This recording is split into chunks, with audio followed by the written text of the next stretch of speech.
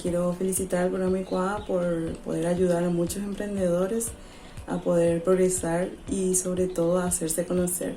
Desde Bangobar enviamos nuestras felicitaciones por el primer año del programa ICUA y muchas gracias por visibilizar a miles de emprendedores de Paraguay.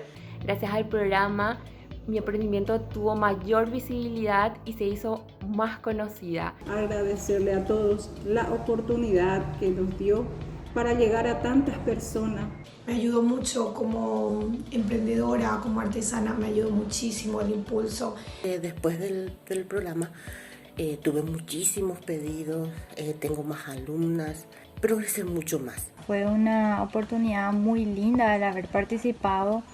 Gracias a eso pude llegar a más personas. Gracias por la oportunidad de mostrar mi trabajo y hacer llegar a todos los hogares. Agradecer por haber formado parte del programa y haber llegado con mi conocimiento a todas esas personas a través de la artesanía que es el encajeyú. Fue más como un logro el estar ahí, esa emoción, el mostrarle el paso por paso de lo que hacemos. Agradecerle por esta iniciativa de poder darnos a conocer a los emprendedores. También celebro la existencia de estos espacios que nos permiten mostrarnos y llegar a muchas personas más, no solamente dentro de Paraguay, sino en el mundo entero. Sabemos que para un emprendedor vale muchísimo todo esto, entonces le damos las gracias a la primera dama y a todo el equipo.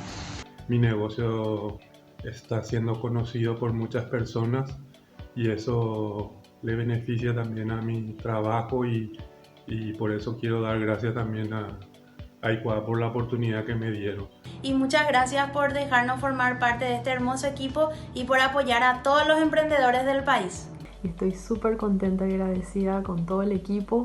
Les deseo un excelente feliz primer aniversario. Gracias por permitirme ser parte ya de esta familia.